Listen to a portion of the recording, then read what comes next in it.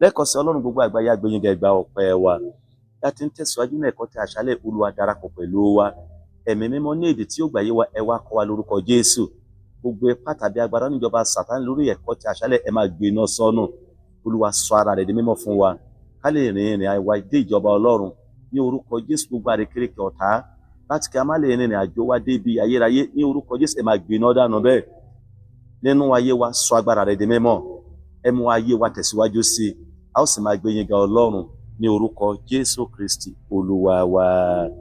Praise the Lord. Ní ìjẹ́jọ́ a mú ẹ̀kọ́ náà tí a pè àkọlé rẹ̀ ní ṣíṣe àjọ̀dún ìní Olúwa wá sí òpin. A sì ti bá wa sọ nípa ọdún Júbélì, a ti bá wa sọ nípa ìpè Júbélì, a sì ti bá wa sọ nípa sísọ di òmìnira tàbí ní ti ìràpadà ohun tí a tà fún ẹnìkan ní ọdún Júbélì. A ó sì ní nǹkan náà padà gẹ́gẹ́ bí oní nǹkan ojúlówó rẹ̀ ní ọdún Júbélì tàbí ní ọdún keje a máa dán gbogbo tí a ti ní padà. Bákan náà sì ń sọ fún wa nípa òmìnira wa èyí tí a wà nínú Jésù Kristi Olúwa, ṣé títa wá sọ́wọ́ Sátánì, ṣùgbọ́n Ọlọ́run rán Jésù Kristi ọmọ rẹ̀ wá sí ayé láti sọ wá di òmìnira, láti sọ wá di ọmọ Ọlọ́run padà. A sì ń rìn àjò wa lọ sí ìjọba Ọlọ́run. Lónìí à ń lọ nínú ẹ̀kọ́ mìíràn tí mo pe àkọlé rẹ̀ ní gbígba ìtọ́nisọ́nà Ọlọ́run. Gbígba ìtọ́nisọ́nà Ọlọ́run, accept God's guidance.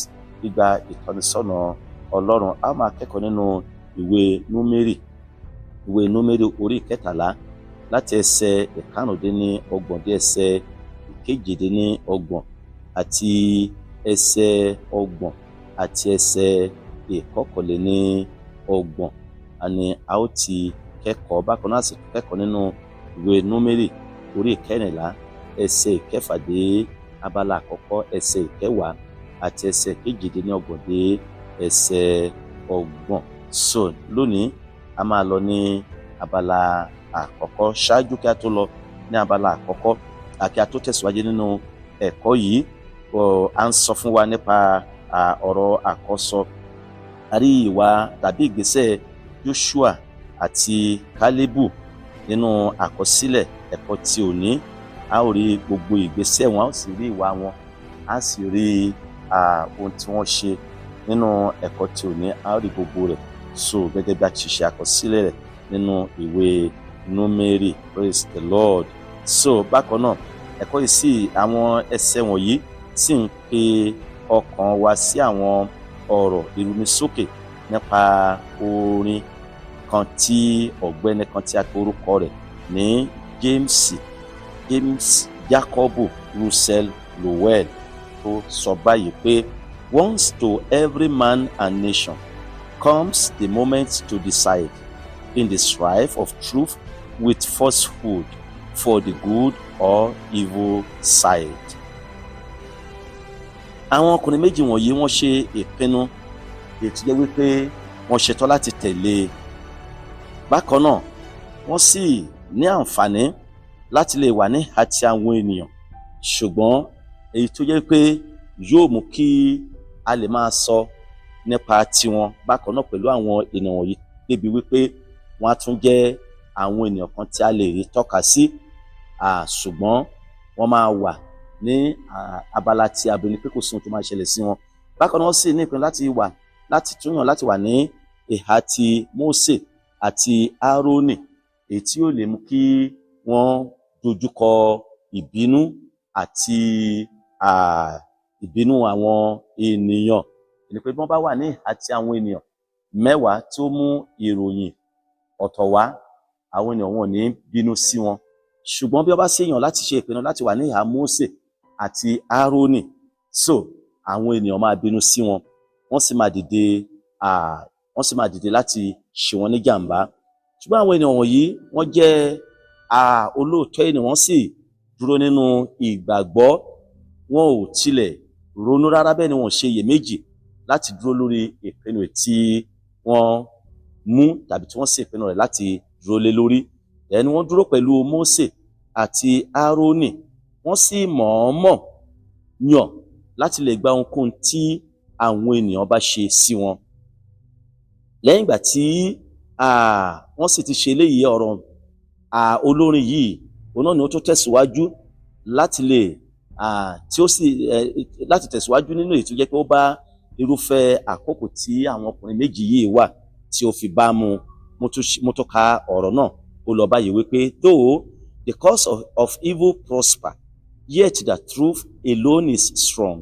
Though her portion be the scaffold, and upon the throne be wrong, yet that scaffold sway the future, and behind the dim unknown standeth God within the shadow, keeping watch above his own. Amen and amen. Ẹni pé Olúwa ó ń ṣọ́ àwọn ènìyàn tirẹ̀. Ẹni pé lábẹ́ bó ti wù kó rí, bí ibi bá tilẹ̀ wà, bí wàhálà bá tilẹ̀ wà, síbẹ̀ Ọlọ́run kò fi àwọn ènìyàn tirẹ̀ sílẹ̀.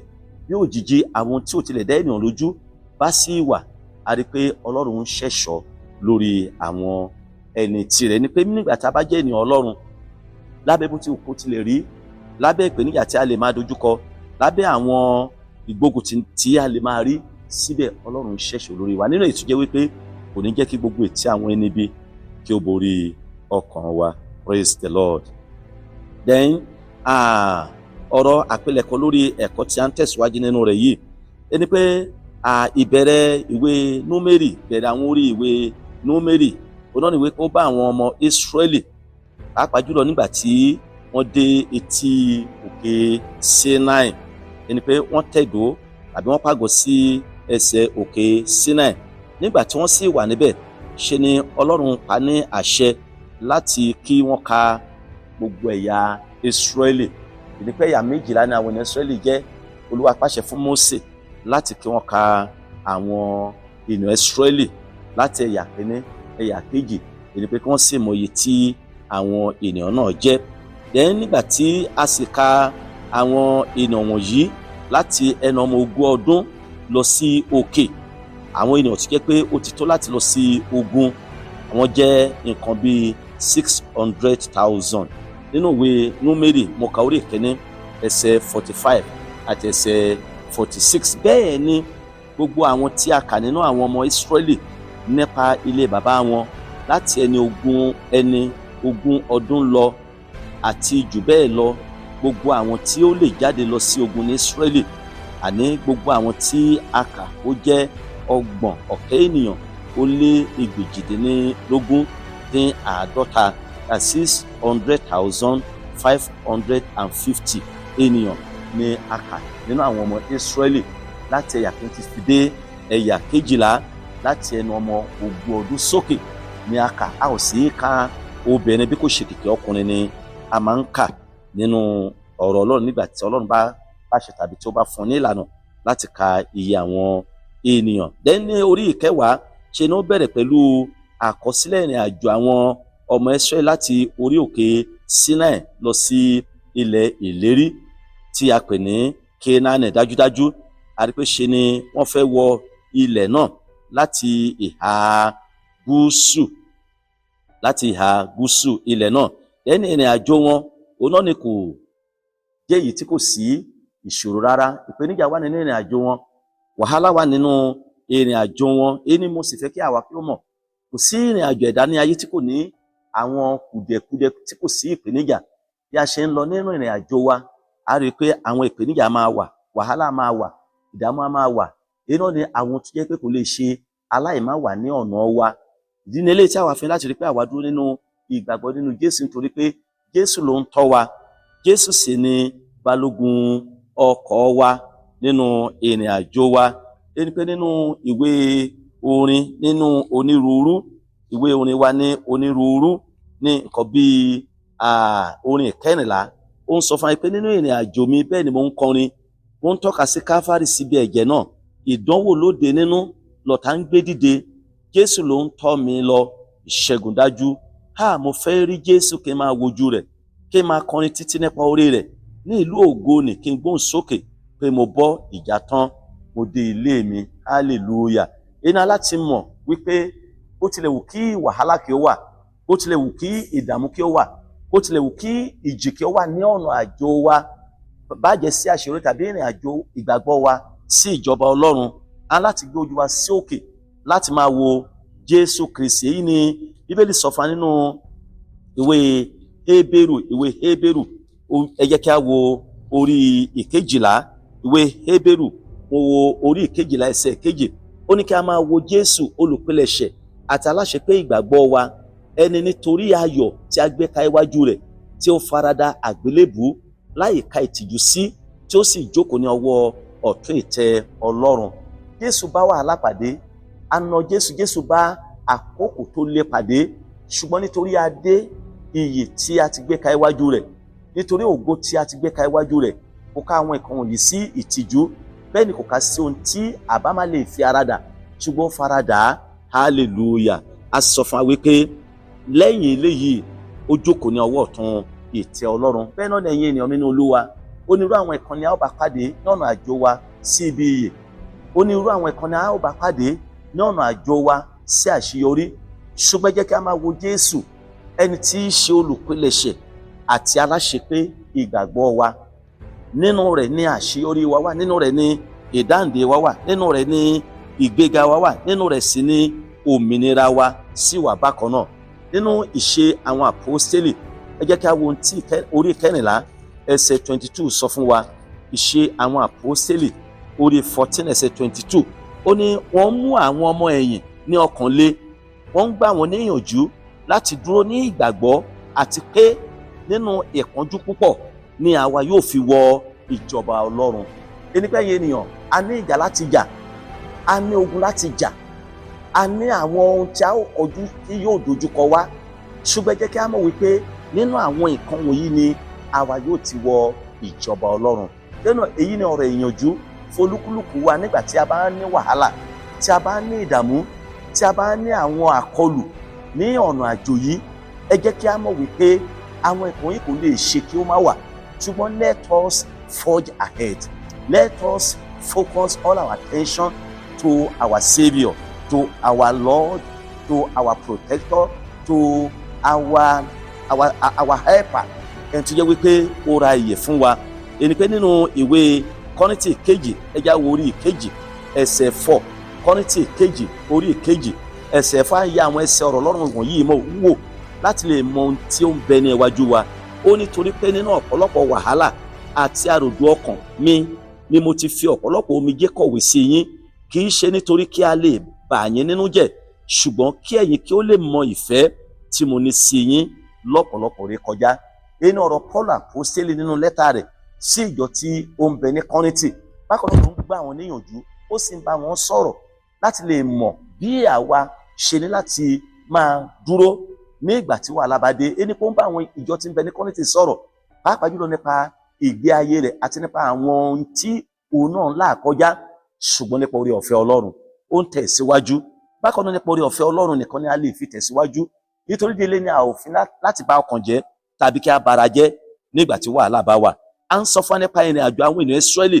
Ìrìn àjò wọn ṣe ni kì í ṣe èyí tí kò mú wàhálà lọ́wọ́, kì í ṣe èyí tí kò mú ìṣòro kankan lọ́wọ́ bó ti wù kí ó rí. Ṣùgbọ́n ní orí ìkọkànlá, a ṣe àkọsílẹ̀ àwọn kókó, pàápàá jùlọ nígbà tí àwọn ènìyàn wọ̀nyí bẹ̀rẹ̀ sí í kùn, nítorí wípé wọ́n ń béèrè fún ẹran àti fún wọn ní mánà, ṣùgbọ́n wọ́n ń béèrè fún ẹran, then wọ́n ṣe ìfẹ́kùfẹ́ fún ẹran àti ọ̀pọ̀lọpọ̀ wọ́n ṣe ìfẹ́kùfẹ́ sí ẹran àti oúnjẹ. Wọ́n rántí oúnjẹ tí wọ́n jẹ ní ilẹ̀ Íjíbítì, wọ́n rántí ẹran tí wọ́n jẹ ní ilẹ̀ Íjíbítì. Wọ́n bẹ̀rẹ̀ sí sọ̀rọ̀, wọ́n bẹ̀rẹ̀ sí kú wípé nígbà tá a wà ní Íjíbítì, àwa ń jókòó ti kòkó ẹran, à ń ṣe tibí, a ní àǹfààní sí tibí, a ní àǹfààní sí ti ọ̀hún. Wọ́n ti gbàgbé gbogbo ìyà, gbogbo wàhálà èyí tí wọ́n ń là kọjá nígbà tí wọ́n wà ní Íjíbítì, gbogbo ìṣẹ́níṣẹ́ àti ìsìn àṣẹpá tí àwọn ènìyàn Íjíbítì tí wọ́n mú wọn sìn. Ní pé wọ́n ṣe ìfẹ́kúfẹ́ ní ti ẹran, wọ́n bẹ̀rẹ̀ sí rántí oúnjẹ tí wọ́n jẹ ní ilẹ̀ Íjíbítì, ṣùgbọ́n Olúwa dá ìkùnsínú wọn, kíkún wọn, Olúwa dá a lóhùn nípa pípèsè ẹran èyí tí a pè ní àpárò fún wọn ní ọ̀pọ̀lọpọ̀. Ó pèsè mánà fún wọn láti máa kó, ó pèsè àpárò fún wọn láti máa kó àti láti máa jẹ. Nítorí náà, ẹ̀yin ará, ẹ má jẹ́ kí a kùn sí Ọlọ́run. Bíbélì sọ fún wa pé kí a má tilẹ̀ ṣiṣẹ́ àníyàn àwọn wọ̀nyí ṣe àníyàn wọ́n ń kù sí Ọlọ́run, ṣùgbọ́n jẹ́ kí a béèrè ohun tí a bá fẹ́ lọ́dọ̀ Ọlọ́run pẹ̀lú ìgbàgbọ́.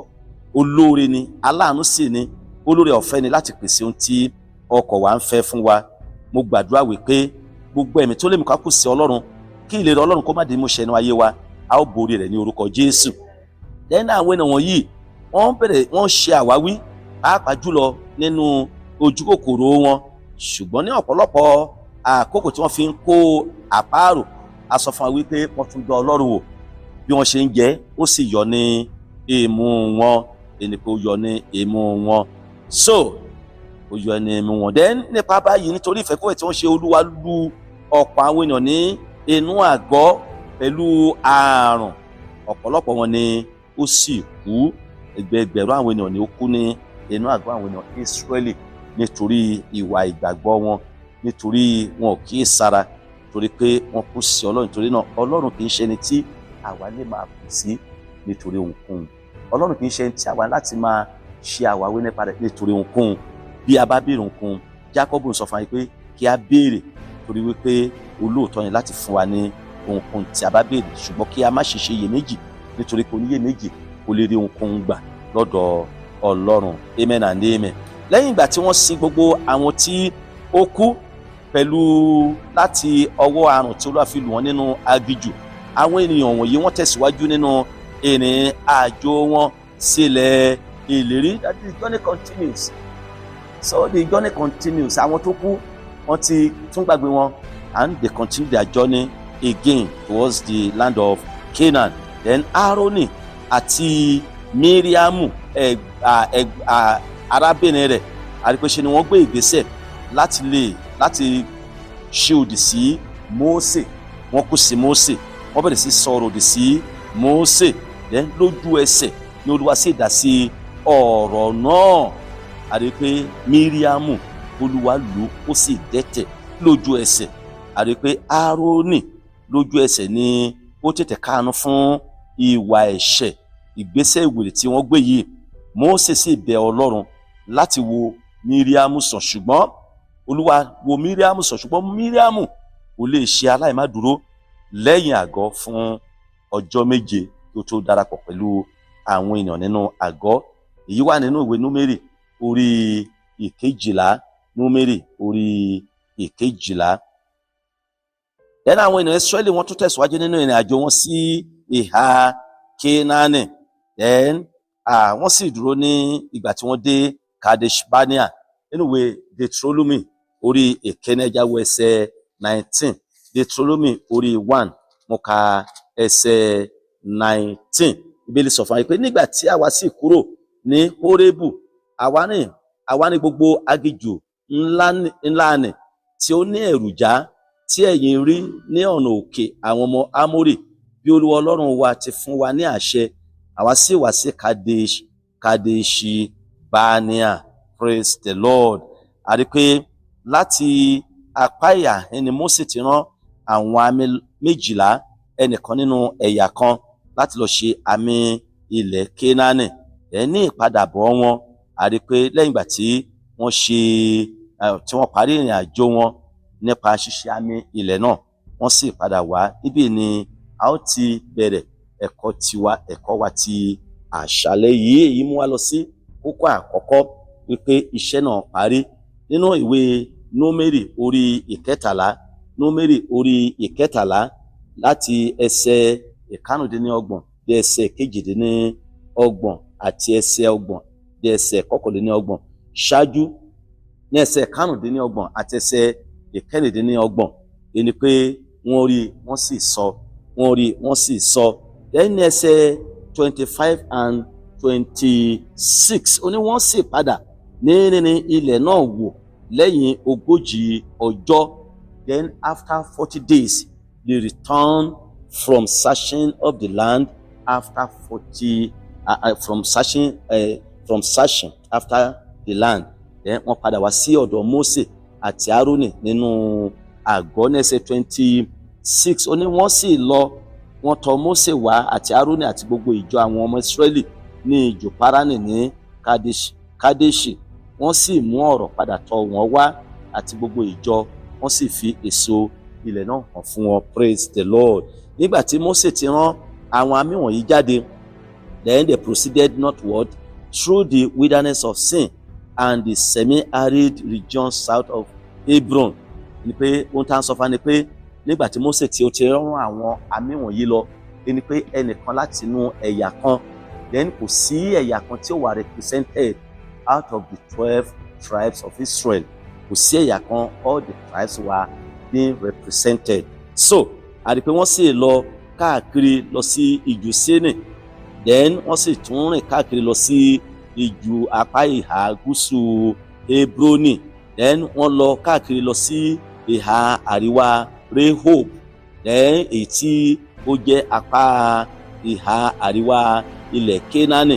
Èyí kò sì jìnnà sí ìhà òkè omi Jọ́dánì. A rí pé tí ó tó di wípé wọ́n padà sí ìhà gúúsù bákan náà. Then the round trip must have covered more than 400 miles. Ẹni pé gbogbo ìrìn àjò wọn bí wọ́n ti rìn káàkiri, ẹni pé they were looking after the land, whether it is what Moses said about the land or not. Bóyá lótìtọ́ nílẹ̀ náà ṣàn fún wàrà àti oyin, or the land is so rich or poor. They want to know, they want to testify, they want to acknowledge whether what Moses and Aaron have said is true or not. That was the reason. Ètí Mósè fi rán wọn lọ, ẹni pé òtítọ́ Mósè ti sọ, Olúwa ti sọ fún Mósè pẹ̀lú ìdánilójú, pẹ̀lú ìgbàgbọ́. Mósè sì mọ̀ wípé ohun tí Olúwa ti sọ, it is true.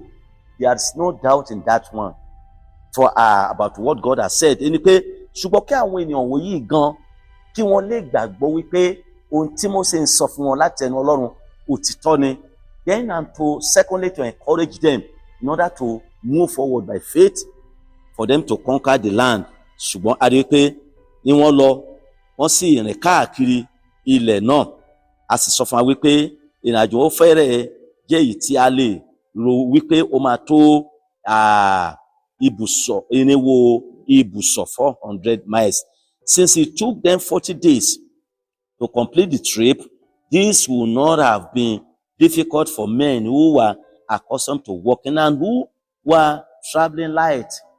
Ẹni pé jẹ́ kí àwọn bí wọ́n ṣe rìn fún 40 ọjọ́ ni wọ́n fi rin ilẹ̀ náà. Sáà sọ fún wa pé wọ́n máa cover up to 400 miles. Wọ́n lọ sí ìhà gúúsù, wọ́n lọ sí ìhà àríwá. So wọ́n rìn káàkiri, wọ́n lọ sí ìhà ìlà oòrùn, wọ́n lọ sí ìhà ìwọ̀ oòrùn. So wọ́n wo gbogbo rẹ̀. A sì sọ fún wa pé àwọn ènìyàn wọ̀nyí á ti mọ̀ wọ́n gẹ́gẹ́ bí àwọn ènìyàn tó jẹ́ pé wọ́n rìn. Ẹ jẹ́ ká wo ìrìn àjò wọn láti Íjíbítì. A sì ti mọ̀ wípé àwọn mọ̀ bí a ti rìn àti wípé wọ́n sì rìn nínú ìmọ́lẹ̀. A rí pé bí wọ́n ti rìn lọ, then wọn ò dúró, then ṣùgbọ́n wọ́n kíyèsí ohun tí ó yẹ fún wọn láti kíyèsí, nítorí pé wọ́n máa mú ìhìn bá Mósè àti Árónì. Bẹ́ẹ̀ náà ni wọ́n sì máa jíhìn fún àwọn ẹ̀yà àwọn ènìyàn wọn ní ìgbà tí wọ́n bá padà dé sí ibi tí wọ́n tẹ̀dó sí. Amen and amen. Ṣùgbọ́n a rí wípé nígbà tí wọ́n sì rìn káàkiri, wọ́n mú nínú àwọn èso ilẹ̀ náà, wọ́n mú èso pomegranate, wọ́n mú onírú àwọn èso ètò pé ó ń bẹ ní ilẹ̀ náà padà wá. Ẹni pé wọ́n mú ohun gbogbo wá. A sọ fún wa pé wọ́n sì fi èso ilẹ̀ náà hàn fún wọn, mú èso wá. Ohun tó yẹ pé wọ́n bá ní ilẹ̀ náà pé kí ó lè jẹ́ ẹ̀rí lóòótọ́ wípé ilẹ̀ náà ó jẹ́ èyí tí ó ń ṣọ̀ fún wàrà àti fún oyin, pé ilẹ̀ náà is a rich land. Amen and amen. So wọ́n lọ sí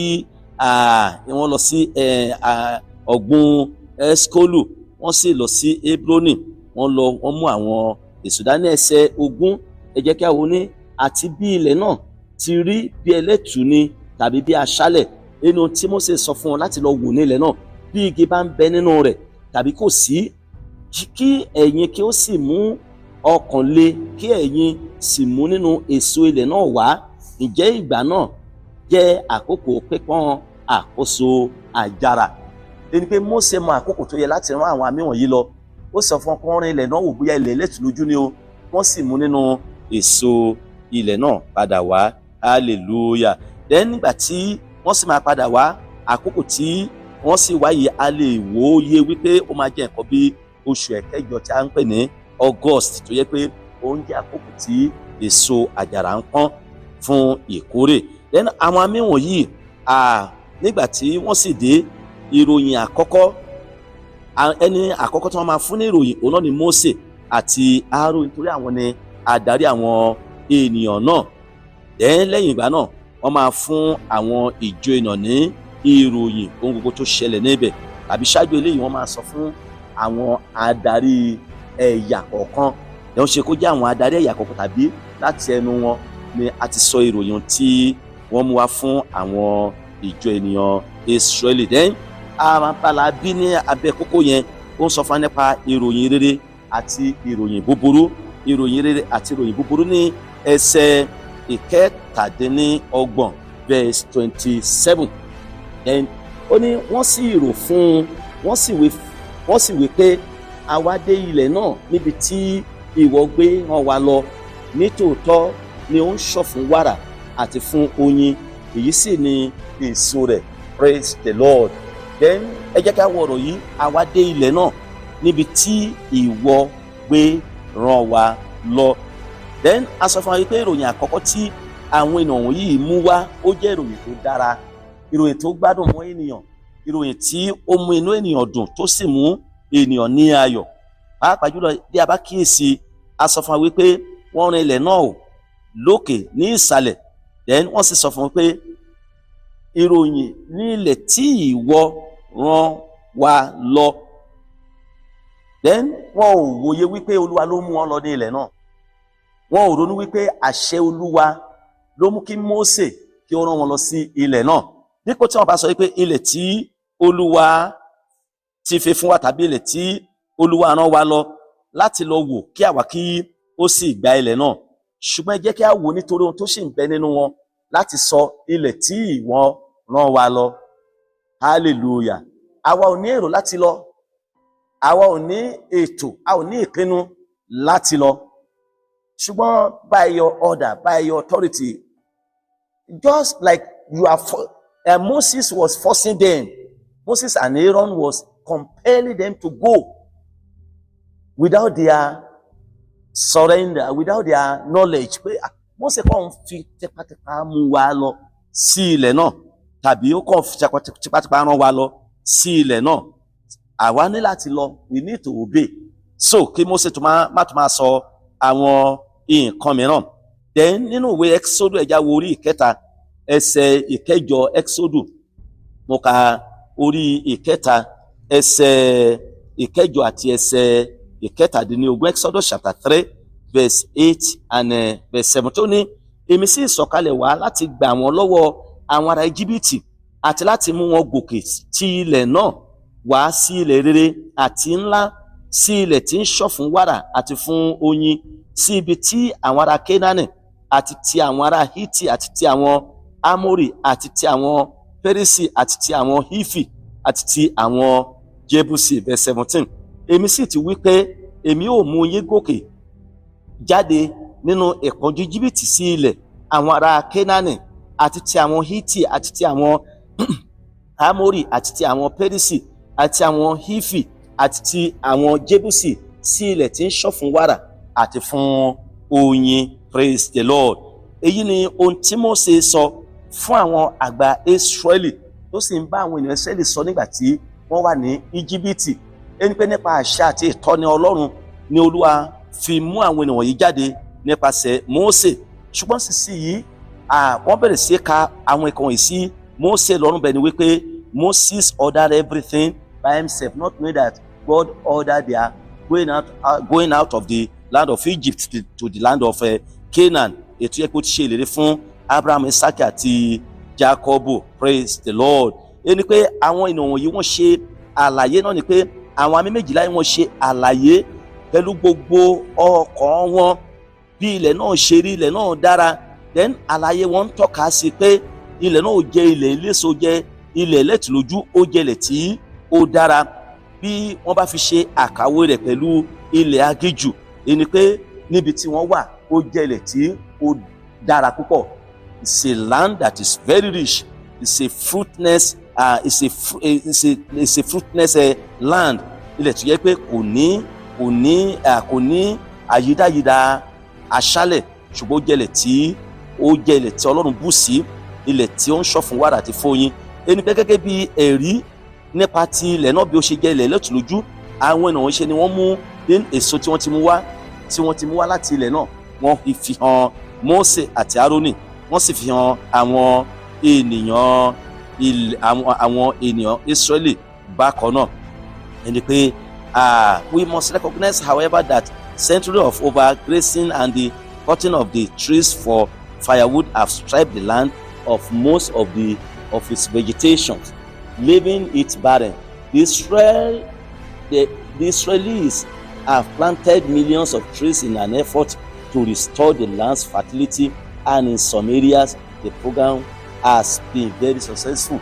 ẹni pé a rí pé ní ìgbà tí ó yá tí àwọn ènìyàn Israeli gba ilẹ̀ náà, wọ́n bẹ̀rẹ̀ sí géègì, a rí pé ilẹ̀ náà sọ agbára rẹ̀, ṣùgbọ́n a sọ fún ẹ pé àwọn ènìyàn Israeli wọ́n tún padà bẹ̀rẹ̀ sí gbìyànjú rẹ̀ láti máa gbẹ àwọn igi àti àwọn nǹkan mìíràn láti lè mú kí ilẹ̀ náà kí ó tún padà sí ipò tí ó wà ní àtètèkọ́ṣe.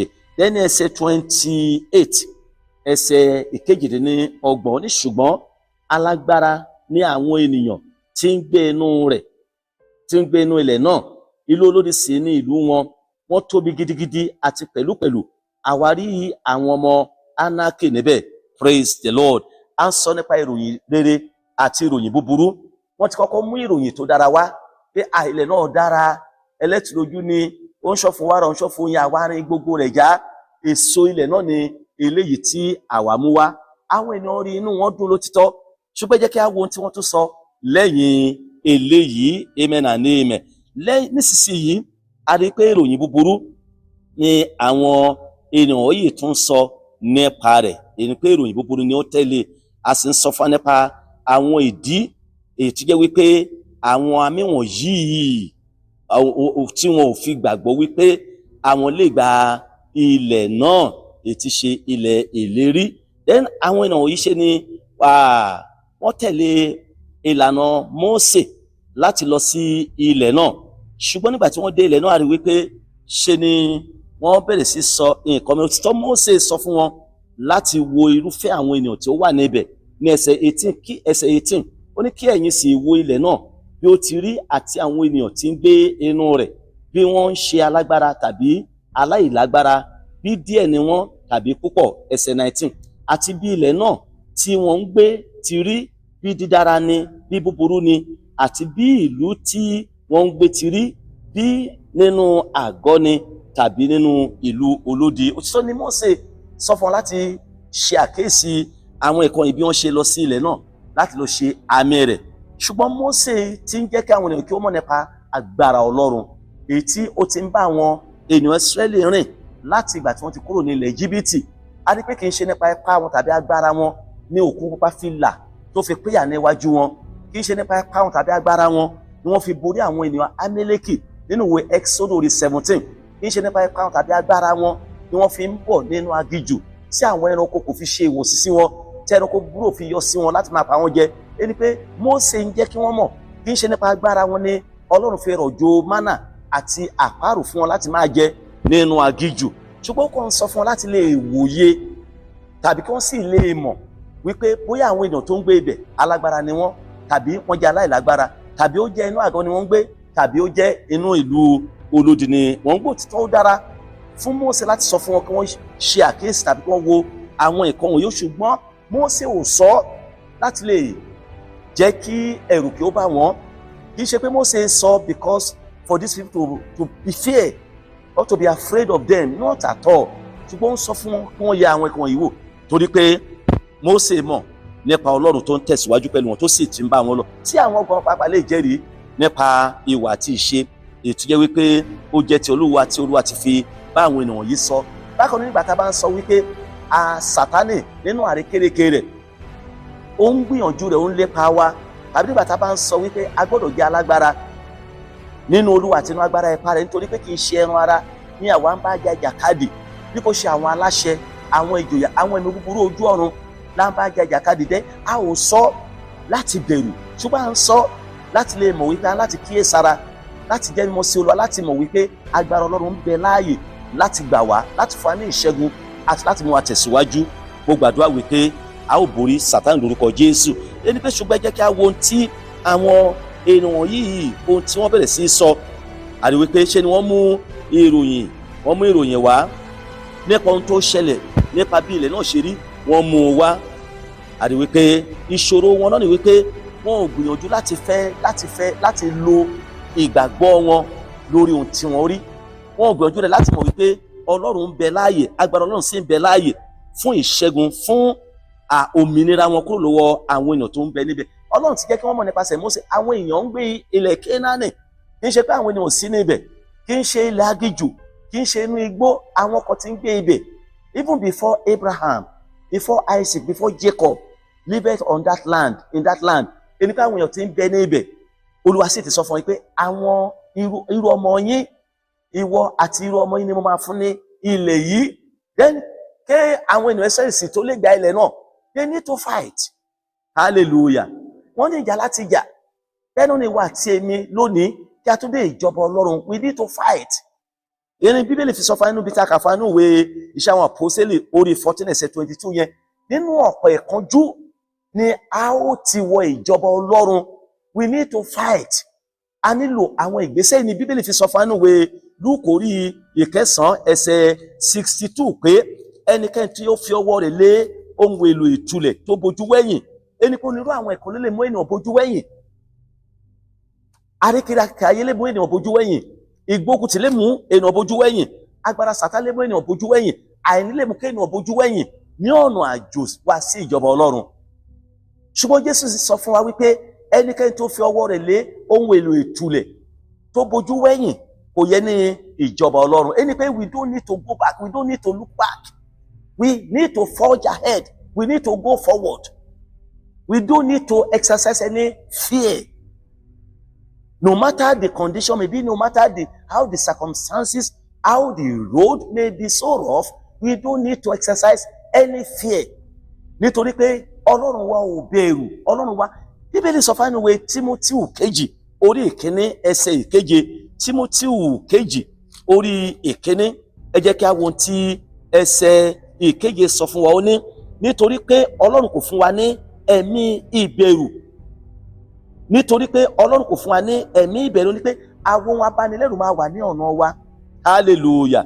Ṣùgbọ́n a kò fún wa ní ẹ̀mí ìbẹ̀rù bí kò ṣe ti agbára àti ti ìfẹ́ àti ti ọkàn tí ó yè kooro. Ohunkóhun ló lè ṣẹlẹ̀, ohunkóhun ló lè dé sí ọ̀nà wa, ṣùgbọ́n a ò nílò láti bẹ̀rù, a nílò láti tẹ̀síwájú. Hallelujah. Tó náà a ò nílò láti kí a máa fòyà nígbà tí Sátánì bá ń gbógun dé, nígbà tí èmèrè bá gbógun dé, nígbà tí àwọn ẹ̀mí búburú wọn ni bá ń halẹ̀. A ò nílò láti bẹ̀rù, ṣùgbọ́n a nílò láti tẹ̀síwájú. Torí ohun tó ṣẹlẹ̀ sí àwọn ènìyàn wọ̀nyí ni eléyìí. Ẹni pé ìṣòro wọn àkọ́kọ́ ni pé wọ́n rí àwọn ènìyàn wọn ni wípé alágbára ni wọ́n. Wọ́n rí àwọn ènìyàn tó ń gbé ní ilẹ̀ náà wípé àwọn wọ̀nyí wọ́n lágbára o, wọ́n ní agbára. Kì í kọ́ ṣe nítorí pé wọ́n kọ́ nìkan, ṣùgbọ́n nítorí pé àwọn ènìyàn wọ́n tún jẹ́ àwọn ènìyàn alágbára, wọ́n tún fi odi gan, wọ́n tún mọ odi yí ara wọn. Ẹni pé wọ́n tún mọ odi yí ara wọn, ẹni pé wọ́n gbé ní inú ìlú olódi. Wọ́n gbé nínú ìlú olódi. Then this will be a new experience for the Israelites. Èyí máa jẹ́ ìrírí ọ̀tun, pàápàá jùlọ fún àwọn ènìyàn Israeli, fún àwọn ènìyàn Israeli.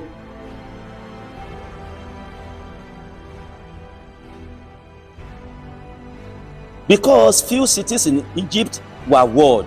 Lórí pé ìwọ̀nba ìlú díẹ̀ ló kàn jẹ́ pé a mọ odi sí ní orílẹ̀-èdè Egypt níbi tí wọ́n ti ń bọ̀. Then síwájú sí i, then àwọn ìlú tí a sì mọ odi sí, a rí pé àwọn ìlú wọ̀nyí kì í kàn ṣe gbogbo ìlú, ṣùgbọ́n àwọn ìlú tí yẹ pé ó wà ní àwọn orí òkè, jẹ́ wípé tó wà ní orí òkè ibi tí wọ́n ti máa ń pèsè omi fún àwọn ènìyàn ní àwọn ìlú tí a mọ odi sí wà nílẹ̀ Íjíbítì. Ẹni pé láì kò sì sí ohun ìjà kan gbòógì tàbí ìkọ́ni nípa ti ogun kan tó lọ tààràtà, then ohunkóhun ni ó lè ṣẹlẹ̀ sí wọn àwọn ènìyàn lè ṣe àkọlù sí wọn, èyí tó jẹ́ wípé ní ọ̀pọ̀lọpọ̀ ìgbà fún àwọn tó jẹ́ pé kò sí ní ìlú olódi, sí nínú odi. Then a rí wípé àríyànjiyàn yìí ó ń tẹ̀síwájú nígbà tí àwọn àmì wọ̀nyí tí wọ́n tún tẹ̀síwájú sí láti tún sọ, pàápàá jùlọ wípé a ti lè rí àwọn ọmọ anarchy. Àwọn èèyàn sì ti mọ àwọn ọmọ anarchy gẹ́gẹ́ bí òmìrán, a ti mọ̀ ní alágbára, ẹni pé a ti mọ̀ wọ́n gẹ́gẹ́ bí kò sí èèyàn tí ó mọ̀ wọ́n, kò síbi tí wọ́n ti mọ̀ wọ́n wípé àwọn ọmọ anarchy àwọn alágbára ni. Hallelujah.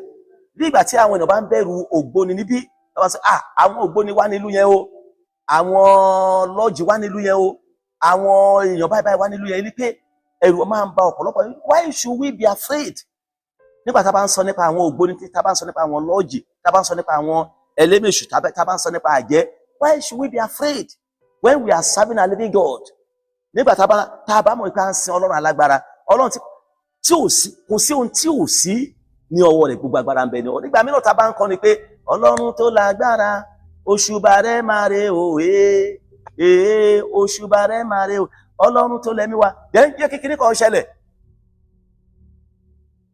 ṣé a lè ní àǹfààní láti lo ìgbàgbọ́ wa tàbí orin tá ń kọ wípé Ọlọ́run tó lágbára? Where do we put that power, that authority? Where do we put it to? Tá bá mọ̀ pé Ọlọ́run tó lágbára, tá sì ń kọrin tó ń lọ smoothly, tó ń lọ frequently pé Olúwa ní agbára. And God is powerful. Jẹ́ kíkiní kan ṣẹlẹ̀, ìjà àti kárí wọlé, ìjà àti sá wọlé, ìjà àti bẹ̀rẹ̀ sí ṣojo. Then kí wá ní ìdí tá a kọ̀ fi ń sọ pé Ọlọ́run lágbára? Ọ̀pọ̀lọpọ̀ bẹ́ẹ̀ ni a ṣe jẹ́. Bí nǹkan bá ṣẹlẹ̀ àti dojo, bí nǹkan bá ṣẹlẹ̀ àti dí ọdẹ. Àbáṣe nígbà tí nǹkan ti ṣẹlẹ̀, Ọlọ́run, my God is powerful, my God is this, my God is that. Ṣùgbọ́n jẹ́ kíní kan ṣẹlẹ̀ àti bẹ̀rẹ̀ sí bẹ̀rù, àti bẹ̀rẹ̀ sí jáyà. We need to be very, very careful. Praise the Lord. Èyí ló ń ṣẹlẹ̀ sáwọn ènìyàn Ísírẹ́lì pẹ̀lú gbogbo àwọn tí wọ́n ti rí yìí, pẹ̀lú gbogbo àwọn tó ti ṣẹlẹ̀. Ẹ jẹ́ ká wo ní ẹsẹ̀ 33. Ó ní àti níbẹ̀ ni àwa gbé rí àwọn òmìrán, àwọn ọmọ anarchy tí ó ti inú àwọn òmìrán wá, àwa sì dàbí ẹlẹ́ngà ní ojú ara wa, bẹ́ẹ̀ ni àwa rí ní ojú wọn. That is self-defeated. Wọn ò tí ì bá àwọn yẹn jà o, kí wọ́n má ṣẹ́gun wọn ò tilẹ̀ tí ì bá wọn jà. Wọ́n ti ṣẹ́gun ara wọn gan fúnra wọn. Àwọn fúnra wọn gan wọ́n ti rí wípé àwọn gan ò jẹ́ nǹkan kan. Then self-defeated ló dẹ̀ lágbára jùlọ. Nígbà tí ẹni gan tó tiẹ̀ ń bẹ níwájú rẹ̀ tó tiẹ̀ lérò pé o fẹ́ bá jà tàbí tó fẹ́ bá ọjà, tí bẹ̀rẹ̀ sí jà jíjà, ṣùgbọ́n ìwọ gan tẹ̀ ti kú sára. Ìwọ gan tẹ̀ ti rí mi lè borí ẹni yìí, mi lè borí ẹni, mi lè kọjú ìjà sí ẹni. Ẹ jẹ́ ká wo Dáfídì àti Gòláyátì. Dáfídì jẹ́ ọmọ kékeré nínú ìwé Sámúẹ́lì kínní orí 17. Ẹni pé jẹ́ ká wo ohun tó ṣẹlẹ̀ nínú orí Sámúẹ́lì yẹn. Ẹni pé Gòláyátì ń fi Dáfídì ré. Ìwọ ọmọ kékeré yìí, mo máa gé orí rẹ, mo máa fi fún ẹyẹ ojú ọ̀run jẹ. Ṣùgbọ́n Dáfídì ò bẹ̀rù. Pẹ̀lú kọ̀nàkọ̀nà tó ń bẹ lọ́wọ́ Dáfídì ò gbẹ́kẹ̀lé kọ̀nàkọ̀nà tó ń bẹ ní ọwọ́ rẹ̀ láti fi gba Gòláyátì. Ṣùgbọ́n Dáfídì sọ fún Gòláyátì pé ó ní èmi tọ́ ọ wá pẹ̀lú orúkọ Ọlọ́run alààyè, èmi tọ́ wá pẹ̀lú Olúwa Ọlọ́run àwọn ọmọ ogun Ọlọ́run Ísírẹ́lì. Mo máa pa ọ́, máa gé orí rẹ, mo sì máa fi òkú rẹ fún àwọn ẹyẹ ojú ọ̀run jẹ. Hallelujah. Dáfídì sọ fún Gòláyátì pé nígbà tí mo ń ṣọ́ agbẹran bàbá mi Kìnìún àti Bíárì wá láti gbé ọmọ màálù, mo pa kúrú sí wọn, mo lù wọ́n, mo gbá nínú gbọ̀mú, mo sì pa á. Bẹ́ẹ̀ náà ni wo sàn ju ọ̀kan nínú àwọn ẹranko méjì lọ. Bẹ́ẹ̀ náà ni mo máa pa ọ́, màá sì fòkú rẹ̀ fún àwọn ẹyẹ ojú ọ̀run. Can you see? And it was so. God fought the battle. Àwọn ènìyàn ṣẹlẹ̀ sí ìborí. Nígbà tí àwọn ẹ̀gbọ́n Dáfídì tilẹ̀ ń sọ, ìwọ ọmọ yìí, aláyọjú ràn ní ọ, torí èyí ló ṣe wá sí ogun, kó lè wo ohun tó ṣẹlẹ̀ ní ogun. Ṣùgbọ́n Dáfídì jẹ́ kí wọ́n mọ̀ pé kò wá ní ìdìbí. That's a reason. My come here has a reason. Òótọ́ bàbá mi rán mi láti gbé oúnjẹ fún yín, ṣùgbọ́n wíwá mi has divine order. Ó ní ètò àtòkè wá nípa wíwá mi sí ogun. Olúwa sì mú ṣẹ. Nítorí náà ẹ jẹ́ ká mọ̀ wípé Olúwa ń bẹ pẹ̀lú wa. Nígbà tá a bá ti dúró pẹ̀lú ìgbàgbọ́ wa, pẹ̀lú ìjólóòtọ́ wa, pẹ̀lú agbára Ọlọ́run, then that is when God will back us. That is when God will go before us. Ṣùgbọ́n nígbà tá a bá ń ṣojo, tá a bá ń bẹ̀rù, tá a ti ń wọ́n, tá a ti ń ṣe, tá a ti bẹ̀rẹ̀ sí í ṣojo nígbà tí ká tẹ̀ tí jà, God will never be on our side. Amen and amen. So àwọn ènìyàn yìí, ẹja wo tí wọ́n ṣe, wọ́n bẹ̀rẹ̀ sí sọ onírúurú. Then we Exodus orí 17, ẹsẹ̀ 8 dé ẹsẹ̀ 13. Exodus mo ka orí 8, mo ka orí 8 Exodus, sorry, orí 17. Exodus orí 17, mo ka ẹsẹ̀ 8 dé ẹsẹ̀ 13. Ó ní nígbà náà ni Amaleki wá, ó sì bá Israẹli jà ní Refidimu. Mósè sì wí fún Joshua pé, yan ènìyàn fún wa kí o sì jáde lọ ibà Amaleki jà. Ní ọ̀la ni èmi yóò dúró lórí òkè tí èmi ti ọ̀pá Ọlọ́run ní ọwọ́ mi. Joshua sì ṣe bí Mósè ti wí fún un. Ó sì bá Amaleki jà àti Mósè, Árónì, òun Húrì lọ sórí òkè náà. Ó sì ṣe nígbà tí Mósè bá gbé ọwọ́ rẹ̀ sókè, Ísírẹ́lì á borí. Nígbà tí ó bá sì rẹ ọwọ́ rẹ̀ sílẹ̀, Amaleki á borí. Ṣùgbọ́n ọwọ́ kún Mósè, wọ́n sì mú òkúta kan, wọ́n sì fi sí abẹ́ rẹ̀, ó sì jókòó lé e. Árónì àti Húrì sì mú un ní ọwọ́ ró, ọ̀kan ní apá kìíní, ìkejì ní apá kejì. Ọwọ́ rẹ̀ sì dúró gan títí ó fi di ìwọ̀ oòrùn. Joshua sì fi ojú idà ṣẹ́gun Amaleki àti àwọn ènìyàn rẹ̀ túútúú. Ẹ ó ṣẹ́gun ọ̀tá yín lórúkọ Jésù. Èdèpẹ́ já wa ń sọ nípa agbára Ọlọ́run. Èyí tó ti ń jà fún àwọn ènìyàn Ísírẹ́lì láti inú aginjù, ṣùgbọ́n àwọn ènìyàn yìí ṣe ni wọ́n gbàgbé agbára Ọlọ́run tí ó ti wà pẹ̀lú wọn. Wọ́n wá ń wo àwọn ènìyàn. Bíbélì sọ fún wa pé ohun ìjà wa kì í ṣe nípa ti ara, ṣùgbọ́n ní agbára nínú Ọlọ́run láti wo ibi gíga Sátánì palẹ̀. Hallelujah. Òtítọ́ àwọn ènìyàn Hítì, wọ́n jẹ́ àwọn alágbára, wọ́n jẹ́ alágbára orílẹ̀-èdè tí wọ́n sì wà ní ẹkùn Asia. So ní àkókò tí wọ́n sì wà ní ilẹ̀ ní ìgbà náà, àwọn gẹ́gẹ́ bí àwọn ará Jébúsì tó yẹ pé wọ́n wà ní Jerúsálẹ́mù. Then àwọn ará Mórí wọ́n sì ń gbé ní orí òkè. Then àwọn ará Kénáánì wọ́n sì ń gbé ní ibẹ̀ pẹ̀lú títí fi dé ẹkùn Jọ́dánì. Praise the Lord. Ẹ jẹ́ kí a wo Ọlọ́run ń bẹ, wọn ò gba Ọlọ́run gbọ́, ọmọ ìròyìn wa, àwa ò lè ṣẹ́ o, a ò lè gbá o. Then ìpín tí ó gbẹ̀yìn tá a ti dáhùn dúró lónìí, ó ń sọ fún nípa kókó agbára ní ti jíjà. Kókó agbára ní ti jíjà as v point ni pé ní ẹsẹ̀ 30 ìwé Númérì orí 13, ẹsẹ̀ 30 rẹ̀ ìwé Númérì orí 13 yẹn. Ó ní Kálébù sì pa àwọn ènìyàn lẹ́nu mọ́ níwájú Mósè, ó sì wí pé, ẹ jẹ́ kí a gòkè lọ lẹ́ẹ̀kan kí a sì gbà á, nítorí pé àwa lè ṣe. Praise the Lord. Jẹ́ káwọn tí Kálébù sọ. Then ní ibòmíràn nínú ìwé mímọ́, Kálébù òun náà ni a ti rí gẹ́gẹ́ bí alágbára ènìyàn àti akíkanjú.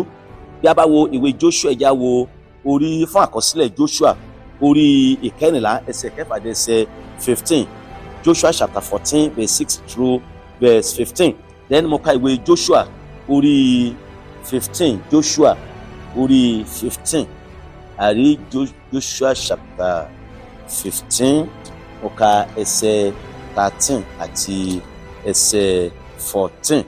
Joshua orí 15 ẹsẹ̀ 13 àti ẹsẹ̀ 14. Àti fún Kálébù ọmọ Jẹ́fúnnì ni ó fi ìpín fún láàrin àwọn ọmọ Júdà gẹ́gẹ́ bí àṣẹ Olúwa fún Joshua, àní Kiriati Yaba tí í ṣe Hebroni. Abba sì ni baba Anaki. Kálébù sì lé àwọn ọmọ Anaki 3 kúrò níbẹ̀, Ṣeṣai àti Ahimani àti Talmai, àwọn ọmọ Anaki. Hallelujah. Agbára lọ́rọ̀ àwọn tá a lè asẹ́ níwájú rẹ̀ ní orúkọ Jésù. Ẹni pé nínú ipò yìí, òun náà ni ó ń jẹ́ kí a lè mọ̀ nípa okun àti agbára ètí Kálébù ní láti fi sọ̀rọ̀ jáde lòdì sí àwọn amẹ́mẹ́wàá ni. Ẹni pé àwọn amẹ́mẹ́wàá ṣe ni wọ́n ti sọ ọ̀rọ̀ wípé a ò lè gba ilẹ̀ náà. Àwọn ọmọ Anaki wà ń bẹ́ẹ̀, àwọn òmìnira tó tinú òmìnira jáde wà ń bẹ́ẹ̀. Àwọn ìlú yẹn gan, ìlú tó kún fún odi ní, ìlú olódi ní, a ò lè gbà á. A dàbí ẹlẹ́ngà níwájú wọn ni. Àwọn ọmọ wọn kò wà gẹ́gẹ́ bí ẹlẹ́ngà. Nítorí náà a rí wípé a ò lè gba ẹja padà. Ṣùgbọ́n Kálébù yìí ṣe ni ó dìbọ́ǹkì gbogbo ìròyìn búburú tí àwọn ènìyàn yìí mú wá. Ó sọ pé ẹ jẹ́ kí a jáde lọ lẹ́ẹ̀kan náà, torí pé ó dá ọkàn ènìyàn orú ní àwọn 10 mú wá. ìròyìn tó ń domi tútù sí ọkàn ènìyàn ní àwọn ènìyàn mú. Ẹ jẹ́ kí àwọn iná máa ń ṣẹlẹ̀ nínú ìjọ ní ọ̀pọ̀ ìgbà bí a bá ń gbìyànjú rẹ̀ láti ṣe nǹkan kan, bí àwọn kan bá ń gbé sókè, ẹja ṣe báyìí, ẹja ṣe báyìí, bẹ́ẹ̀ náà ni àwọn kan a ò lè ṣe o, kò sówó o, báwo la ṣe máa ṣe ṣe a lè ẹ jẹ́ ká rọra ṣìwà bá ṣe wà yìí lórí we don't know that we can do that for now, no money, we don't. Ẹ jẹ́ kí a wo iye àwọn èèyàn náà tó ń dá ìdámẹ́wàá, ẹ jẹ́ kí a wo iye àwọn èèyàn tó ń dá owó, ẹ jẹ́ kí a wo iye àwọn èèyàn tí a ń rí nínú àwọn ìsìn wa. It's better for us to just be contented with what we have now. We don't know, we can't say about the future. So, but now, this project, let us leave it now. For now, we cannot do anything. Hallelujah. We should not be like that. We should not be like that. Even with few members with God, we can succeed, we can do exploit. So, bí Ọlọ́run bá ń bẹ nípa wa, ẹ jẹ́ kí a rí pé àwa dúró ní ìhà àwọn ènìyàn tó ń gbé sókè. Àwọn ènìyàn wòye ènìyàn bíi Kálẹ́bù ń bẹ nínú ìjọ, àwọn ènìyàn bíi ènìyàn mẹ́wàá wọn yẹn, they are right away in the church. They will never contribute to the growth of the church. They will never contribute to the development of the church. They will never contribute to the propagation of the gospel. Every time they will just sit at the back seat. Ìjókòó iná máa wà, everything backward is their thought. Everything backward, never forward. Anyway, we should not be like that in the church of God or in the kingdom of God. Aláti wà pẹ̀lú àwọn èèyàn tó ń gbé sí òkè. A máa ṣe báyìí o. Ṣé àwa ò tí tó? We need to buy more. Affinity, we need to do it. We need to contribute so amount. Kì í ṣe ká wá wà lẹ́nu àwọn ènìyàn. Ẹlòmíì gan kò tẹ̀ ní sọ̀rọ̀. Ṣùgbọ́n nígbà tó bá ti dẹ́yìn pé máa fẹ́ ó ní nǹkan tí wílé sí ní ṣé màkìmí mọ́ máa sọ̀rọ̀ ní tèmi. Ẹ̀mí màá sún ká yóò ṣe. Oh my God, we are not a failure. Irú àwọn ènìyàn bẹ́ẹ̀ wọ́n ti di ẹni ìjákulẹ̀ ni wọ́n, and they cannot make it. See them in the church. Àwọn láti máa discourage àwọn ènìyàn mìíràn. Irú ẹ̀mí bàbá ń bẹnu ayé wa as we are teaching the word of God, let us rebuke it. It's a spirit of evil, spirit of devil. Kò sí ọjọ́ tó máa lè sọ pé we are able to do it. Bí ọba ń sọ̀rọ̀ nípa ìjọba Ọlọ́run, ìjọba Ọlọ́run, no, I don't think anyone can enter the kingdom of God. Torí pé ó ń gbé ìgbé ayé ẹ̀ṣẹ̀, torí ó ń gbé ìgbé ayé àìjólóòtọ́ sí Ọlọ́run. This is high time for you and for me to know whom we are serving. Hallelujah. Ẹni pé bí a ò lówó lẹ́ẹ̀.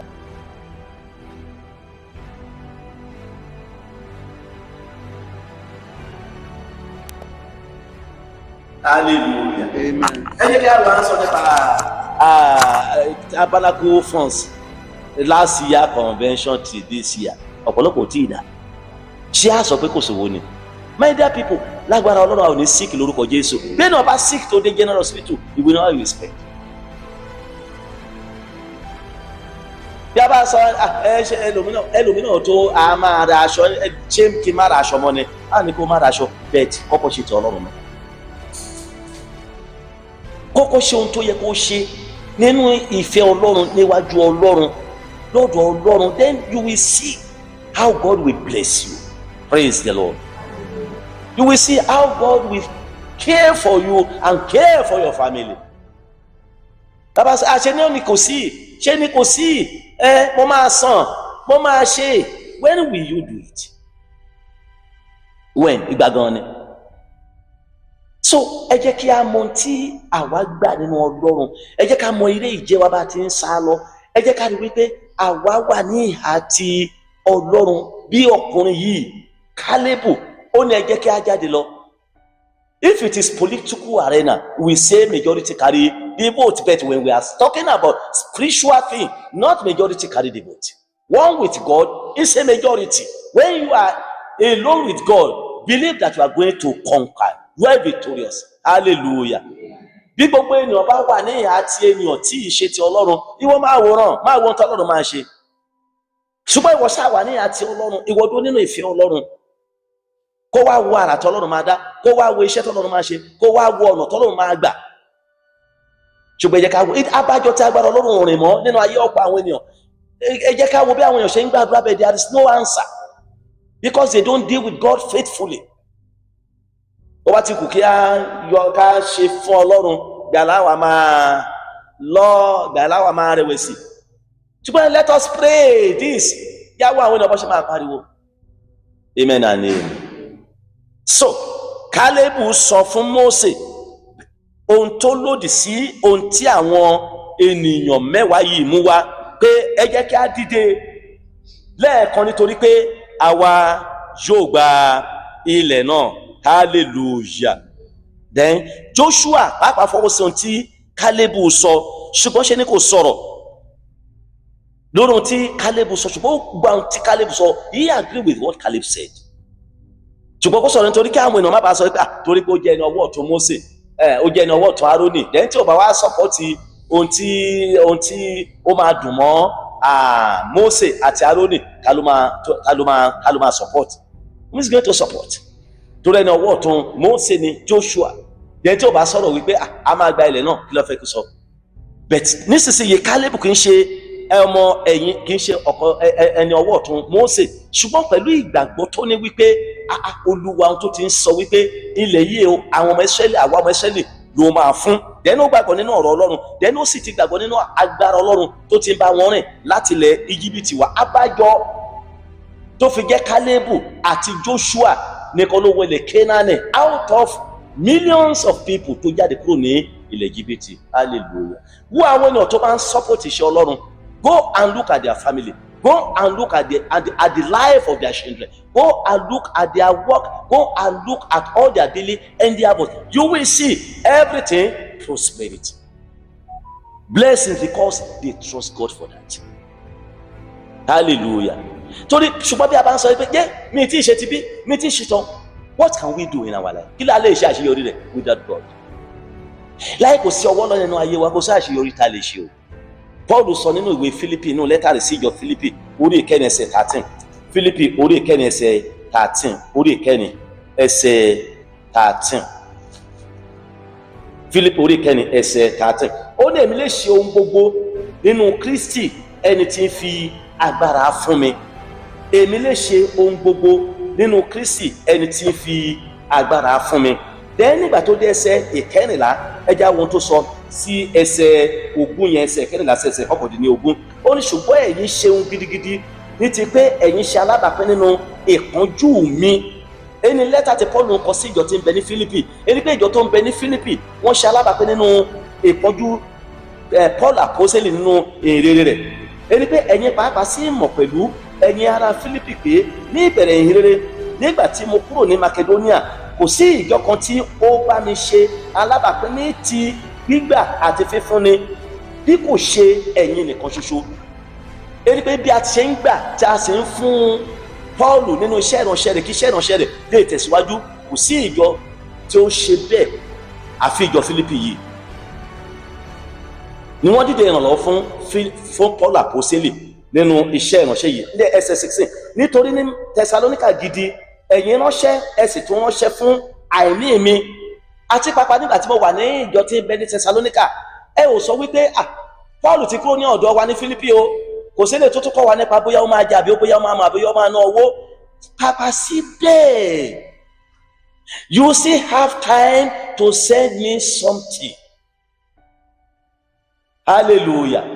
Ẹ ò fi mí sílẹ̀, ṣùgbọ́n síbẹ̀ ẹ tún ṣe ìkójọ, ẹ tún fi ránṣẹ́ sí mi.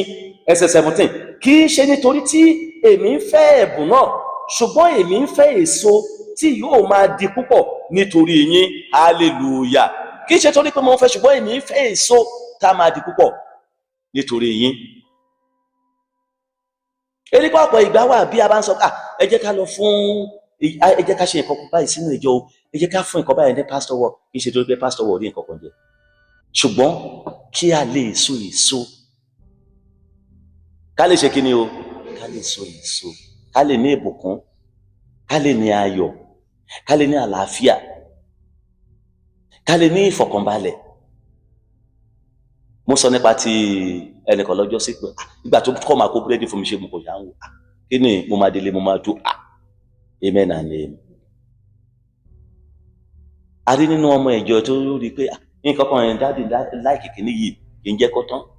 Mo débẹ̀ ní ọjọ́ wo bí a Friday, mo kàn lọ mo ní business kan ní side ibẹ̀ ilé ó ní láti kìíní yẹn ti tán mo ní òtítọ́ ní kí n gbà dára mo yọ̀ǹda rẹ̀ Jésù yọ̀nà wà lọ́wọ́ àwọn kan wà kò sí ó yẹ kí n fún dáàdì ní káàdì kì í ṣe wípé bóyá àrí káàdì pé ṣùgbọ́n kẹ́ lè so èso ẹni pé torí pé ẹ mọ ìfẹ́ Ọlọ́run hallelujah ó délé nìkan láàárọ̀ àgbà tó wọ́n ní kẹ́yàn fún yín kẹ́ gbà kẹfẹ́ ra káàdì gbà tí wọ́n máa délé tí wọ́n máa yẹ̀wò bá di 1,000 God's blessing have to come to him or to the family. Praise the Lord. Gbọ́kọ̀lọ́pàá kò sí náà ní mi tẹ́ ní fún ní nǹkankan mi ní fún ní nǹkankan àwa la ò ní ìbùkún. Paul sọ fún ìjọ tó ń bẹ ní Thessalonica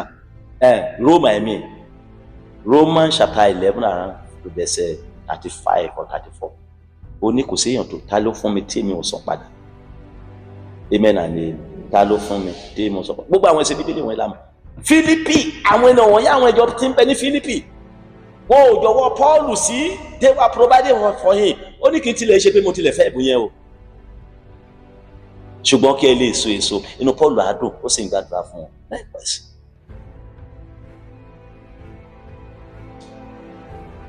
Ẹsẹ̀ 18 ó ní ṣùgbọ́n mo ní ohun gbogbo mo sì ti di púpọ̀ mo sì kún nígbà tí mo ti gba nǹkan wọ̀nnì tí a ti rán láti ọ̀dọ̀ yín wá lọ́wọ́ Epafroditu ọrẹ olóòórùn dídùn ẹbọ ìtẹ́wọ́gbà tí ń ṣẹnu dídùn gidigidi sí Ọlọ́run ẹni pé gbogbo tí wọ́n fún Pọ́ọ̀lù nígbà tí ó ní mo wá ní púpọ̀ sí i nígbà tí ọrẹ wọn ní dé ọrẹ ìtẹ́wọ́gbà àwọn ọrẹ kan wá tí ì ṣe ìtẹ́wọ́gbà o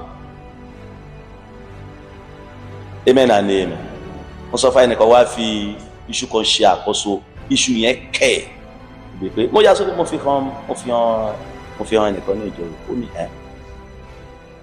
amen and amen mo dẹ̀ sọ fún yín mo sọ ní kádẹ̀ ni mo wà lẹ́yìn bá lọ gbé fún ẹnìkan ní tàbí ìbá tẹ̀ sọ fún bóyá òun ló gbé wà bá ní lọ gbé fún ẹni báyìí báyìí torí ìgbà tó bá dé ọ̀dọ̀ ẹni tó fẹ́ lọ gbé fún á ní bíṣọ̀pù ní kí wọ́n wá gbé fún yín ìgbà tẹ́ni ẹ bá dẹ̀ bẹ̀rẹ̀ sí ibẹ̀ tó dé èrè tó kẹ̀ ẹ wo iṣu tí bíṣọ̀pù wá gbé fún mi kò rí iṣu wá gbé fún mi eléyìí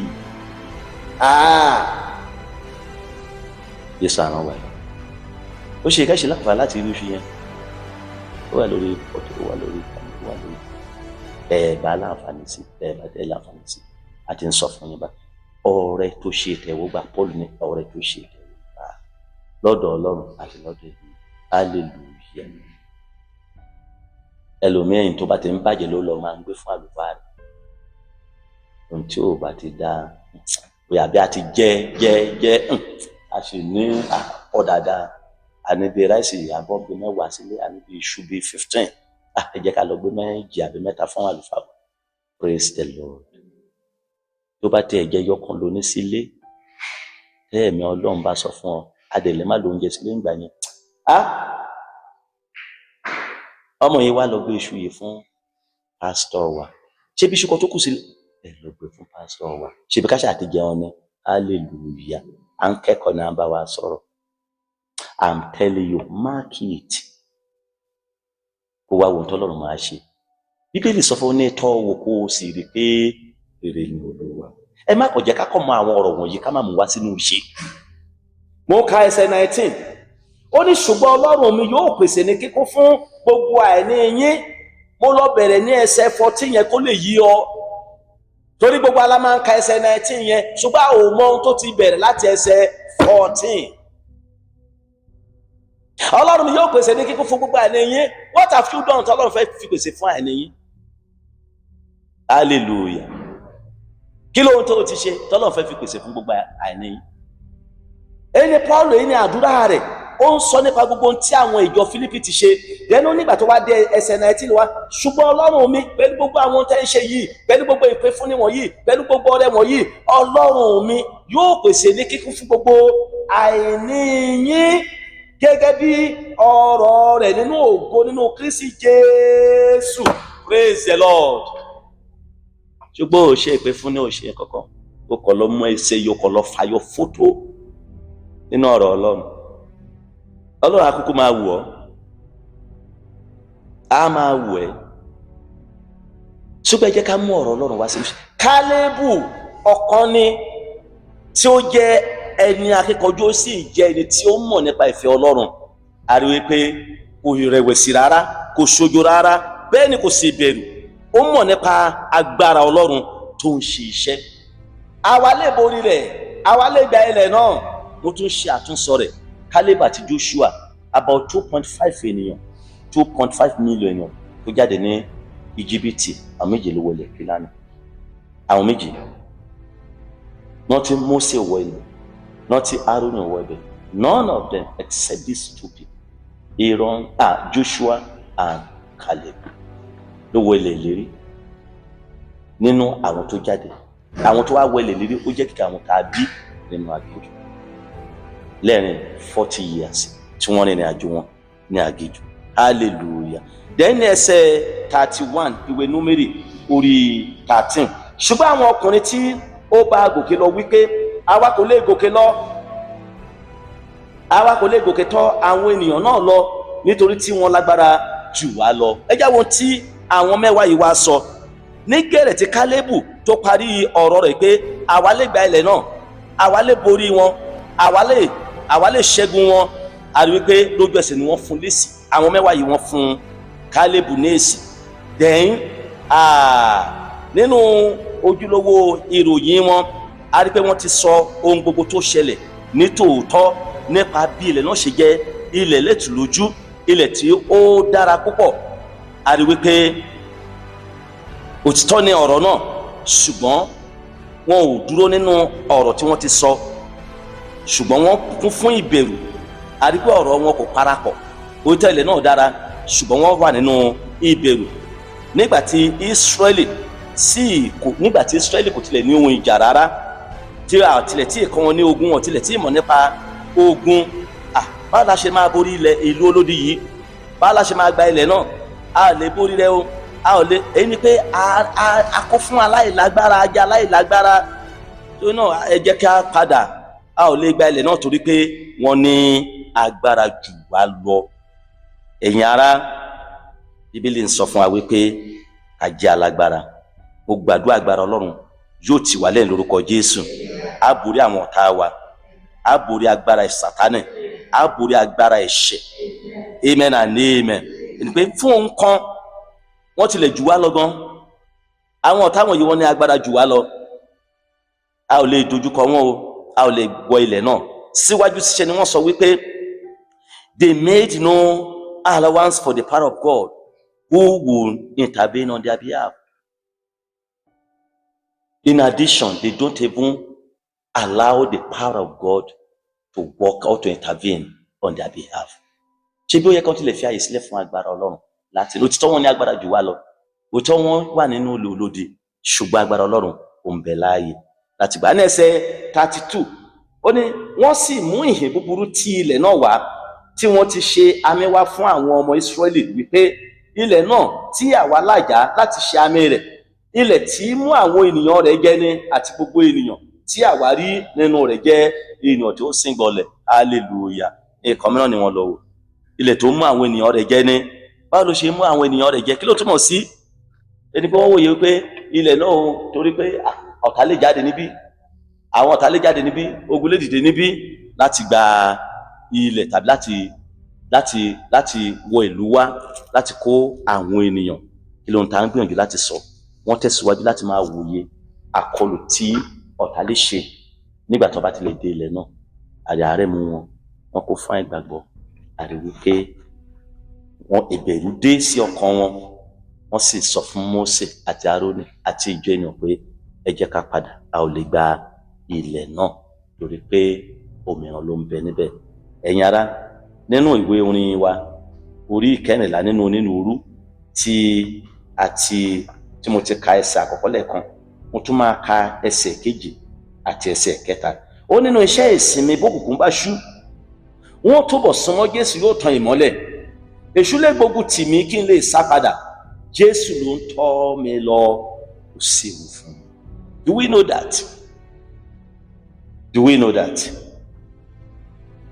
Do we know that?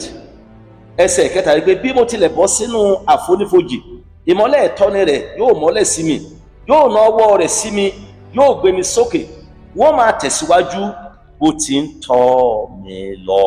Ẹsẹ̀ 4, nígbà tí ìgbé ayé yìí bá ń yílù mí, mo ní ààbò tó dájú lábẹ́ apá rẹ̀, yóò máa fọwọ́ rẹ̀ tọ́ mi títí dé òpin ọ̀rẹ́ òdodo mi. Bí a bá ní ìbéèrè abẹ́ ẹ̀kọ́ yàrá dúró níbí nípa oore ọ̀fẹ́ Ọlọ́run ní ọjọ́ mẹ́jọ, a ó tẹ̀síwájú àti ń sọ fún wa ní pé gbígba ìtọ́nisọ́nà Ọlọ́run àti ti bá wa sọ nípa iṣẹ́ náà ó ti parí. Bá a sọ nípa ìròyìn, bá a sọ nípa wọ́n rí wọ́n sì sọ, then ìròyìn rere àti ìròyìn búburú, ìròyìn rere àti ìròyìn búburú, then kókó agbára ní ti jíjà. Then wọn ò dúró nínú agbára Ọlọ́run, wọ́n béèrè, wọ́n sì mú ọkàn àwọn ọmọ rẹ̀ wẹ̀ sí létí agbára Ọlọ́run pé ó lè fún ọ ní ìṣẹ́gun lórí àwọn ará ìlú náà. Bí ó bá sí ìbéèrè, jáde tó lórí sẹ́yìn. A sọ fún Ọlọ́run Olúwa, mo dúpẹ́ lọ́wọ́ rẹ fún ẹ̀kọ́ tí a ṣàlẹ́ yìí. Mo dúpẹ́ fún ọ̀nà tẹ́ ti gbà bá mi sọ̀rọ̀. Mo dúpẹ́ fún ọ̀nà tẹ́ ti gbà ràn mí lọ́wọ́. Olúwa ẹ ṣé, ẹ ò fẹ́ kí n padà sẹ́yìn, ẹ ò fẹ́ kí n ṣègbé. Lọ́nà àjò yìí mo lè pàdé ìbànújẹ́, mo lè pàdé ìjà, mo lè pàdé ogun, ṣùgbọ́n ń bá mi sọ̀rọ̀ láti kún fún ìgboyà kí n má ṣe bẹ̀rù nítorí pé ẹ ń bẹ láàyè, ẹ sì ń bẹ pẹ̀lú mi gẹ́gẹ́ bí akọni ẹlẹ́rù lẹ́yìn. Olúwa mo gbàdúrà agbára àti oore ọ̀fẹ́ láti tẹ̀síwájú láti má ṣe bẹ̀rù. Olúwa gbé wá ayé mi, Olúwa ràn mí lọ́wọ́. Gbogbo ẹ̀mí ìbẹ̀rù jáde kúrò láyé mi, ẹ̀mí àìlè rìn nínú ìfẹ́ rẹ jáde kúrò nínú ayé mi, ẹ̀mí àìlè ti iṣẹ́ rẹ lẹ́yìn jáde kúrò nínú ayé mi. Ràn mí lọ́wọ́ Olúwa láti máa tẹ̀síwájú nínú iṣẹ́ rẹ, nínú ìwà láàyè rẹ, ní orúkọ Jésù. Ràn mí lọ́wọ́ Olúwa, dúró tì mí, mú ayé mi tẹ̀síwájú, jẹ́ kí ìsìn mi ó ṣe ìtẹ́wọ́gbà. Olúwa má jẹ́ ń sin àsìnù ní òpin ìrìn àjò mi, mú mi dé ìjọba rẹ̀. Já sọ di àdúrà. Bàbá, ní orúkọ Jésù Ọlọ́run ayérayé, mo pè yín rẹ̀ ṣe fún ọ̀rọ̀ rẹ, fún ìfẹ́ rẹ, fún ẹ̀kọ́ rẹ, fún ìmọ̀lẹ́ tẹ́tẹ́ tó sì pàdé ní àṣálẹ́ yìí. Olúwa mo yìn ọ́, ẹ ṣé, Olúwa ẹ ṣé, Olúwa ẹ ṣé. Gba ọpẹ́ mi, gba ẹ̀yìn mi, gba ọpẹ́ mi, gba ẹ̀yìn mi, gba ọpẹ́ mi, gba ẹ̀yìn mi. Olúwa gba ọpẹ́ mi, Olúwa gba ẹ̀yìn mi, Olúwa gba ọpẹ́ mi, Olúwa gba ẹ̀yìn mi, Olúwa gba ọpẹ́ mi, Olúwa gba ẹ̀yìn mi, Olúwa gba ọpẹ́ mi, Olúwa gba ẹ̀yìn mi. Nítorí pé ẹ ò fẹ́ kí n ṣègbé, Olúwa, nítorí pé ẹ ò fẹ́ kí n rẹ̀wẹ̀sì, ẹ ò fẹ́ kí n fojú wẹ̀yìn, nítorí ẹni tó fojú wẹ̀yìn kò yẹ ní ìjọba Ọlọ́run. Ẹ ò fẹ́ kí n padà sẹ́yìn, nítorí ẹni tó padà sẹ́yìn kò yẹ níbi ayérayé. Olúwa tó yàn nítorí pé ẹ bá mi sọ̀rọ̀ ní àṣálẹ́ yìí, sáré tẹ̀síwájú. Nígbà tí ìdí bá dé, nígbà tí ìjà bá dé, nígbà tó ogun bá dé, nígbà tí wàhálà bá dé, nígbà tó odò bá ń rọ̀, nígbà tó ẹ bá ń fẹ́. Under any circumstances, under any conditions, oh Lord, I thank you because you have spoken to me tonight to continue to forge ahead. Lord Jesus, I worship you. I bless you with your glory. Thank you, my God. Thank you, my Savior, for loving me. Oh Lord Jesus, I appreciate you. I thank you, Jesus. Glory be unto the Holy name, Lord. Olúwa mo ṣe máa ṣe o, ọba akọ́lá ẹ̀ máa ṣe o, Olúwa mo ṣe máa ṣe o, ayélujára àti ẹ̀ máa ṣe o, bí orúkọ Jésù ẹ̀ máa ṣe o. Olúwa mo dúpẹ́ pé ẹ ò fẹ́ kí ẹ padà sí, ẹ ò fẹ́ kí á lè jọ mí ni.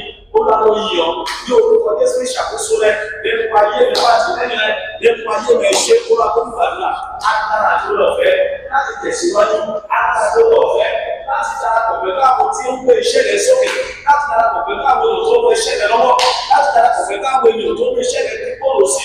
Olúwa gbẹ̀rù ayé mi ní orúkọ Jésù, gbogbo ẹ̀dá ìbẹ̀rù nínú ayé mi jáde lórúkọ Jésù, gbogbo ẹ̀dá ìgbàgbọ́ nínú ayé mi jáde lórúkọ Jésù, gbogbo ẹ̀dá lórúkọ Jésù ayé mi jáde lórúkọ Jésù, gbogbo ẹ̀dá ìrẹ̀wẹ̀sì, gbogbo ẹ̀dá gbogbo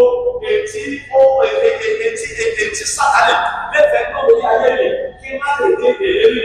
Ogun jáde lórúkọ Jésù, jáde fún ayé mi lórúkọ Jésù. Olúwa ayé mi tẹ̀síwájú fún ọdún ní ẹ̀dá agbára, kí agbára wọ̀ mí lórúkọ Jésù. Agbára láti tẹ̀síwájú nínú ìfẹ́ rẹ̀, agbára láti máa ti iṣẹ́ rẹ̀ lẹ́yìn, agbára láti máa ní ojú ọ̀rọ̀ tó láti olóyò, agbára tó lọ fẹ́ láti máa ṣe, láti máa pèsè sílẹ̀ fún ìtẹ̀síwájú nínú ìdàgbàsókè ìjọba ìkọ́nọ́rọ̀ àti ìjọ rẹ̀. Ní orúkọ Jésù tó máa gbé wáyé mi, ní orúkọ Jésù tó máa gbé wáyé mi. Olúwa ràn mí lọ́wọ́, jẹ́ kí n lè ṣe iṣẹ́ fún ọ. Má bàa jẹ́ ìsàsílẹ̀, èsì má yóò dá sí asún ní orúkọ Jésù, èsì má yóò dá sí asún ní orúkọ Jésù. Olúwa ràn mí lọ́wọ́, ní orúkọ Jésù.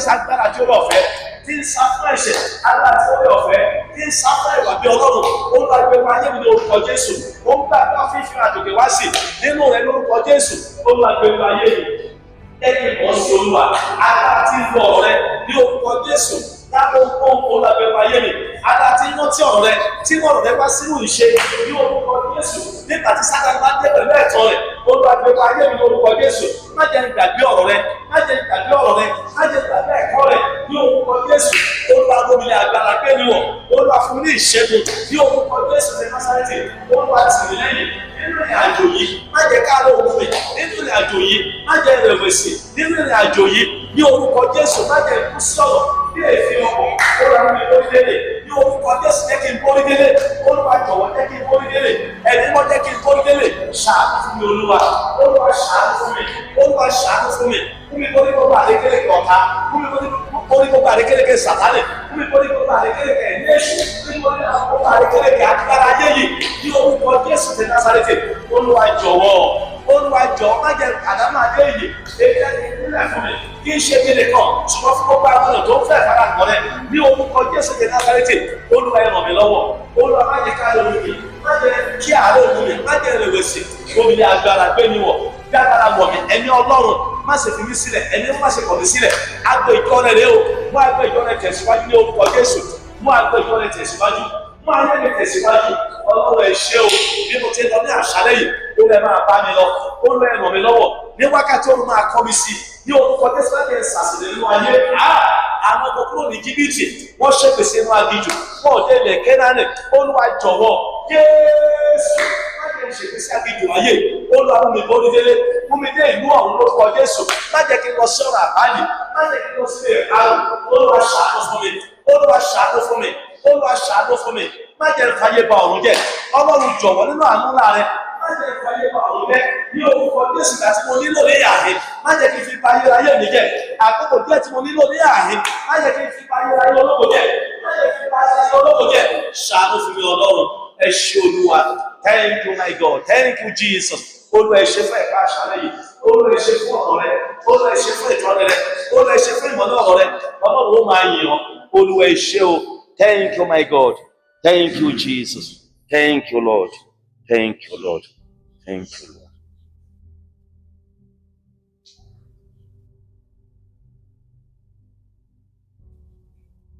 Ní orúkọ Jésù Kristi ni a ti gbàdúrà. Praise the Lord.